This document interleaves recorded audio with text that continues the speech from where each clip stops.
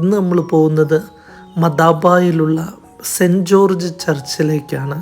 വിശുദ്ധ നാട്ടിലേക്ക് വരുന്ന എല്ലാ തീർത്ഥാടകരും അവരുടെ തീർത്ഥാടന യാത്ര ആരംഭിക്കുന്നത് ഈ ദേവാലയത്തിൽ വെച്ചാണ്. അമ്മാനിലുള്ള ഗ്രാൻഡ് പാലസ് ഹോട്ടലിൽ രാവിലെ ഞങ്ങൾ എഴുന്നേറ്റ് എല്ലാവരും പോകുന്നതിന് മുമ്പ് കുറച്ച് സെൽഫിയും ഫോട്ടോസ് എല്ലാം എടുത്തു. അതിനുശേഷം ജോർജ് ഏട്ടനാണ് നമ്മുടെ മെയിൻ ഗൈഡ്. അദ്ദേഹത്തിൻ്റെ നിർദ്ദേശപ്രകാരം ഞങ്ങൾ താമസിച്ച ഹോട്ടലിൽ നിന്ന് വന്ന് നിർത്തിയിരുന്ന ബസ്സിലേക്ക് കയറുകയാണ് എല്ലാവരും ചെയ്തത്. രാവിലെ എല്ലാവരും തന്നെ വളരെ തീഷ്ണതയോടുകൂടി എല്ലാവരും തന്നെ നേരത്തെ വണ്ടി കയറി അവരവരുടെ സീറ്റുകളൊക്കെ പിടിച്ചിരുന്നു.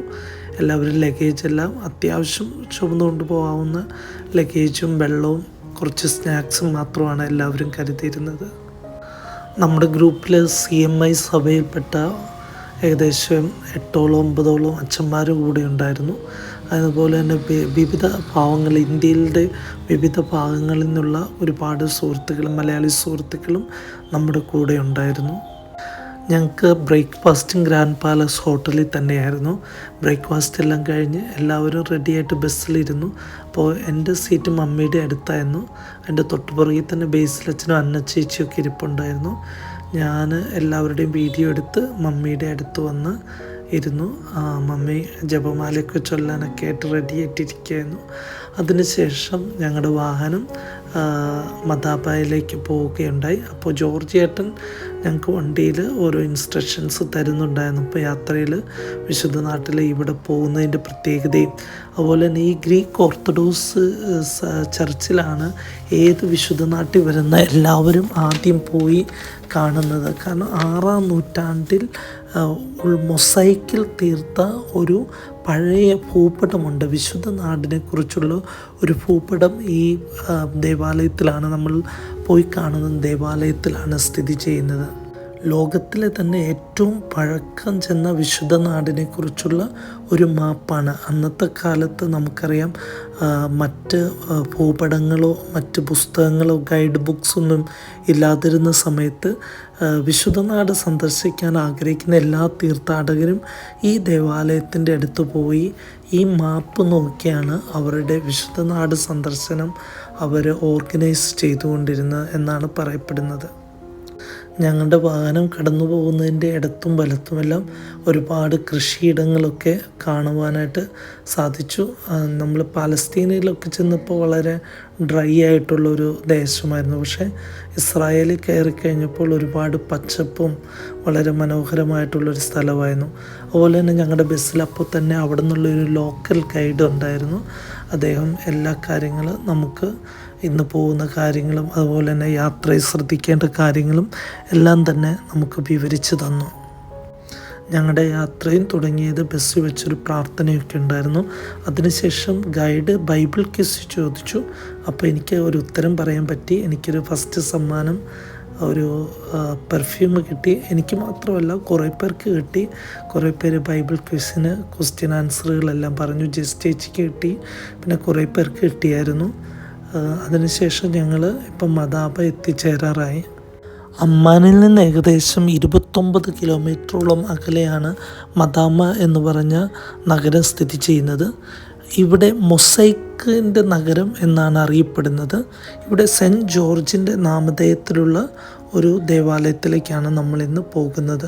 ഇവിടെ കൂടുതലും ഉള്ള ക്രൈസ്തവരിൽ ഗ്രീക്ക് ഓർത്തഡോക്സ് സഭയാണ് കൂടുതലായിട്ട് ഇവിടെയുള്ളത്. അങ്ങനെ ഞങ്ങൾ ബസ്സിൽ നിന്ന് ഇറങ്ങി കുറേ പേര് ടോയ്ലറ്റിലൊക്കെ ഒന്ന് പോയി ഫ്രഷായി. അതിനുശേഷം എല്ലാവരും നടന്ന് ഒരു 10 മിനിറ്റോളം നടക്കാനുണ്ടായിരുന്നു ഈ ദേവാലയത്തിലേക്ക്. അപ്പോൾ എല്ലാവരും ചേർന്ന് ഒരുമിച്ച് നടന്ന് നമ്മൾ മുന്നോട്ടേക്ക് പോവുകയാണ്. ഏതൊരു വിശുദ്ധനാട് തീർത്ഥാടകനും വന്ന് സന്ദർശിച്ച് അവരുടെ തീർത്ഥയാത്ര ഓർഗനൈസ് ചെയ്യാൻ പറ്റിയ ഒരു ഭൂപടം, ഒരു മാപ്പ്, ലോകത്തിലെ തന്നെ ഏറ്റവും സർവൈവിങ് ആയിട്ടുള്ള 6-ാം നൂറ്റാണ്ടിൽ മൊസൈക്കിൽ തീർത്ത ഒരു മാപ്പാണുള്ളത്. പോകുന്ന വഴികളിൽ ഇങ്ങനെ ജ്യൂസൊക്കെ പൊമഗ്രാനൈറ്റ്സിൻ്റെ ജ്യൂസുകൾ, അതുപോലെ തന്നെ പലതരത്തിലുള്ള വസ്ത്രങ്ങൾ, അതുപോലെ തന്നെ മൊസൈക്കിൽ തീർത്ത അനേകം വസ്തുക്കൾ, പ്രാർത്ഥനാ വസ്തുക്കൾ, അതുപോലെ തന്നെ രൂപങ്ങൾ, പല കാര്യങ്ങൾ നമുക്ക് പോകുന്ന വഴികളിൽ നടന്നു പോകുമ്പോൾ കാണുവാനായിട്ട് സാധിച്ചു. അതുപോലെ തന്നെ പലരും നമ്മളെ കടയിലേക്കൊക്കെ വിളിക്കാറുണ്ടായിരുന്നു. പക്ഷേ ഞങ്ങൾ പോകുന്ന വഴിക്കൊന്നും പ്രത്യേകമായിട്ടൊന്നും ആരും ഒന്നും മേടിച്ചില്ല. കാരണം ഒരുപാട് സമയം നമുക്ക് കളയുവാനില്ലായിരുന്നു. അതുകൊണ്ട് പക്ഷെ എല്ലാവരും വഴിയരികിലുള്ള കാഴ്ചകളൊക്കെ കണ്ട് മൊസൈക്ക് തീർത്ത മനോഹരമായിട്ടുള്ള ഒരുപാട് രൂപങ്ങൾ എല്ലാം ഉണ്ടായിരുന്നു. അതെല്ലാം കണ്ട് ഞങ്ങൾ മദാപ്പ പള്ളിയിലേക്ക് വിശുദ്ധ ഗീവർഗീസിൻ്റെ നാമത്തിലുള്ള ഗ്രീക്ക് ഓർത്തഡോക്സ് ചർച്ചിൻ്റെ മുന്നിൽ നമ്മൾ എത്തിച്ചേർന്നു. ബൈസൻ്റെയും കാലഘട്ടത്തിൽ പണിയപ്പെട്ട ഒരു ദേവാലയം ഇവിടെ ഉണ്ടായിരുന്നു എന്ന് വിശ്വസിക്കപ്പെടുന്നു. അതിനു മുന്നിൽ പിന്നീട് പണിയപ്പെട്ട ദേവാലയം പലതവണ തകർക്കപ്പെടുകയും പിന്നീട് പണിയപ്പെട്ട ഒരു ദേവാലയത്തിൻ്റെ അടുക്കലാണ് നമ്മളിപ്പോൾ വന്നിരിക്കുന്നത്. ഇവിടെ ഗ്രീക്ക് ഓർത്തഡോക്സുകാരാണ് കൂടുതലായിട്ട് ഈ ഭാഗത്തുള്ളത്. ഈ ദേവാലയത്തിലാണ് ഏറ്റവും പഴക്കം ചെന്ന വിശുദ്ധ നാടിനെക്കുറിച്ച് പ്രതിപാദിപ്പിക്കുന്ന ഒരു ഭൂപടമുള്ളത്. ഈ ഭൂപടത്തിന് ഒത്തിരിയേറെ പ്രത്യേകതയുണ്ട്. കാരണം ആ ഭൂപടത്തിൽ നോക്കിക്കഴിഞ്ഞാൽ വിശുദ്ധ നാടിനെക്കുറിച്ചുള്ള എല്ലാവിധ കാര്യങ്ങളും എഴുതിയിട്ടുണ്ട്. അത്യാവശ്യം വേണ്ടത് ബൈബിളിലെ പ്രധാനപ്പെട്ട സംഭവങ്ങൾ, അത് പ്രധാനപ്പെട്ട സ്ഥലങ്ങൾ, അതുപോലെ തന്നെ വിശുദ്ധ നാട്ടിലെ Jerusalem, Bethlehem, Jericho, Jordan river, അങ്ങനെ പ്രധാനപ്പെട്ട പല കാര്യങ്ങൾ അടയാളപ്പെടുത്തിയ ഒരു മാപ്പ് ആ ദേവാലയത്തിലുണ്ട്. അപ്പോൾ അത് കാണാനാണ് നമ്മൾ പോകുന്നത്. നമ്മുടെ ഗൈഡ് ഓരോ കാര്യങ്ങൾ നമുക്ക് എക്സ്പ്ലെയിൻ ചെയ്ത് തരുന്നുണ്ടായിരുന്നു. അതിനുശേഷം ഈ പള്ളിയുടെ പുറകുവശത്ത് ഒരു ചെറിയൊരു റൂമുണ്ട്. നമുക്ക് അവിടെ ഇംഗ്ലീഷിലും അതുപോലെ തന്നെ അതിനുശേഷം മലയാളത്തിൽ ജോർജ് ഏട്ടനും എക്സ്പ്ലെയിൻ ചെയ്ത് തരാനായിട്ട് പോവുകയാണ്. ഈ മാപ്പ് നമ്മളെ ഓർമ്മപ്പെടുത്തുന്ന വേറൊരു കാര്യം എന്ന് പറയുന്നത്, ഈ ഭൂപടത്തിൽ ഒരുപാട് ബൈബിൾ ലൊക്കേഷൻസ് കാട്ടിത്തരുന്നുണ്ട്. കാരണം നമ്മൾ ബൈബിളിൽ വായിക്കുന്ന പലതും അത് സംഭവിച്ച പല സ്ഥലങ്ങളും നമ്മളെ ഓർമ്മപ്പെടുത്തി. അതായത് ബൈബിളിൽ എഴുതപ്പെട്ടിരിക്കുന്നത് എല്ലാം തന്നെ സത്യമാണെന്ന് തെളിയിക്കുന്ന രീതിയിലുള്ള ഒരുപാട് അടയാളങ്ങൾ നമുക്ക് കാട്ടിത്തരുന്ന ലൊക്കേഷനുകളെ വെളിപ്പെടുത്തുന്ന ഒരു മാപ്പും കൂടിയാണിത്. ഞങ്ങളെല്ലാവരും കൂടെ ഇവിടെ ആ റൂമിൽ പോയി. ഈ മാപ്പ് പിന്നീട് ഒരു പലരും പഠിച്ച് അതിനെ കുറച്ചുകൂടി എളുപ്പത്തിൽ എക്സ്പ്ലെയിൻ ചെയ്യാൻ തക്ക വിധം അവിടെ ആക്കി വെച്ചിട്ടുണ്ട്. അപ്പോൾ വരുന്ന ഗൈഡുകൾ ഈ മാപ്പിനെ കുറിച്ച് എക്സ്പ്ലെയിൻ ചെയ്തു തന്നു. ഞങ്ങൾക്ക് ഇംഗ്ലീഷിലായിരുന്നു ആദ്യമായിട്ട് ഞങ്ങളുടെ ഗൈഡ് അതിനെക്കുറിച്ച് എക്സ്പ്ലെയിൻ ചെയ്തു തന്നത്. അതിനുശേഷം ഞങ്ങൾക്ക് മലയാളത്തിൽ നമ്മുടെ മലയാളി ഗൈഡായിരുന്നു ജോർജ് ഏട്ടനും എക്സ്പ്ലെയിൻ ചെയ്തു. അതിനുശേഷം ഞങ്ങൾ ഈ ഗ്രീക്ക് ഓർത്തഡോക്സ് വിശുദ്ധ ഗീവർഗീസിൻ്റെ നാമധേയത്തിലുള്ള ഈ ദേവാലയത്തിൽ പ്രവേശിച്ചു. അവിടെ എല്ലാവരും തന്നെ കുറച്ച് നേരം ഇരുന്ന് പ്രാർത്ഥിച്ചു, ഫോട്ടോസ് എടുത്തു. അതിനുശേഷം ആ പള്ളിയുടെ മുൻഭാഗത്ത്, അൾത്താരയുടെ കുറച്ച് മുൻഭാഗത്താണ് പഴയ 6-ാം നൂറ്റാണ്ടിൽ പണിത മൊസൈക്കിൽ തീർത്ത ആ കല്ലുകളുള്ള ചെറിയ മൊസൈക്ക് കല്ലുകൾ കൊണ്ട് തീർത്ത ലോകത്തിലെ തന്നെ ഏറ്റവും പഴക്കം ചെന്ന വിശുദ്ധ നാടിനെ കുറിച്ചുള്ള ആ മാപ്പ് മുന്നിൽ പോയി കാണുവാനായിട്ട് പരിശ്രമിച്ചത്.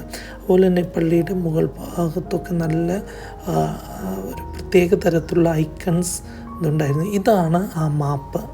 6-ാം 7-ാം നൂറ്റാണ്ടുകളിൽ ഇവിടെ ഒരുപാട് തീർത്ഥാടകർ വിശുദ്ധ നാട്ടിൽ വന്നപ്പോൾ അന്നുണ്ടായിരുന്ന ദേവാലയത്തിൽ ഇപ്പോൾ അവശേഷിക്കുന്ന ഒരു മാപ്പാണ്, ഒരു ഭൂപടമാണ്. ഇത് വളരെ മനോഹരമാണ്. അതുപോലെ തന്നെ അന്നത്തെ കാലഘട്ടത്തിൽ വിശുദ്ധ നാട്ടിലെ മേജർ സിറ്റികൾ, city walls, gates, streets, biblical locations എല്ലാം ഒരുപാട് മില്യൺസ് ഓഫ് ഈ മൊസൈക്ക് കല്ലുകൾ, കുഞ്ഞു കുഞ്ഞു കല്ലുകൾ ചേർത്ത് പണിത ഒരു മാപ്പാണ്, ഒരു ഭൂപടമാണ്. ഇതെല്ലാം കണ്ടതിന് ശേഷം ആ മനോഹരമായിട്ടുള്ള വിശുദ്ധ ഗീവർഗീസിൻ്റെ ആ ദേവാലയത്തിലിരുന്ന് എല്ലാവരും കുറച്ച് സമയം പ്രാർത്ഥിക്കുവാൻ സമയം കിട്ടി എല്ലാവർക്കും. ഈ അൾത്താരയാണെങ്കിലും വളരെ മനോഹരമായിരുന്നു. ഈ ദേവാലയം ഒരുപാട് ഐക്കൺസുകൾ കൊണ്ട് വളരെ മനോഹരമായ ഒരു പഴയ ദേവാലയമായിരുന്നു. നമുക്കറിയാം, ഒറിജിനൽ 6-ാം നൂറ്റാണ്ടിൽ ബൈസൻ്റൈൻ കാലഘട്ടത്തിൽ പണിത ആ ദേവാലയം നശിപ്പിക്കപ്പെട്ടു. പലതവണ യുദ്ധങ്ങളൊക്കെ ഉണ്ടായി നശിപ്പിക്കപ്പെട്ടു. എന്നിട്ട് വീണ്ടും പണിത ഒരു ദേവാലയമാണിത്. അങ്ങനെ ഇവിടെയാണ് യഥാർത്ഥത്തിൽ നമ്മുടെ വിശുദ്ധ നാട് യാത്ര ആരംഭിക്കുന്നത്. കാരണം ഈ ദേവാലയത്തിൽ വന്ന് ഇവിടുത്തെ ആ ഭൂപടം കണ്ടാണ് നമ്മുടെ യാത്ര പണ്ട് തൊട്ട് ചരിത്രപരമായിട്ട് ആൾക്കാർ ആരംഭിച്ചുകൊണ്ടിരുന്നത്. അതെല്ലാം കണ്ട് ഞങ്ങൾ പതുക്കെ പിന്നെ ഉച്ചഭക്ഷണം കഴിക്കാനായിട്ട് ഞങ്ങളുടെ വേറെ ഒരു ഹോട്ടലിലേക്കാണ് പോയിക്കൊണ്ടിരിക്കുന്നത്. ഇനി അടുത്ത വീഡിയോയിൽ നമ്മൾ നേബോമല കാണാനായിട്ടാണ് പോകുന്നത്. നിങ്ങൾക്ക് എല്ലാവർക്കും വേണ്ടി ഇവിടെ നിന്ന് പ്രാർത്ഥിക്കുന്നു. ദൈവം നിങ്ങളെല്ലാവരെയും അനുഗ്രഹിക്കട്ടെ. അടുത്ത വീഡിയോയിൽ കാണാം. നിങ്ങൾക്ക് എന്തെങ്കിലും സംശയം ഉണ്ടെങ്കിൽ കമൻറ്റ് ബോക്സിലിടുക.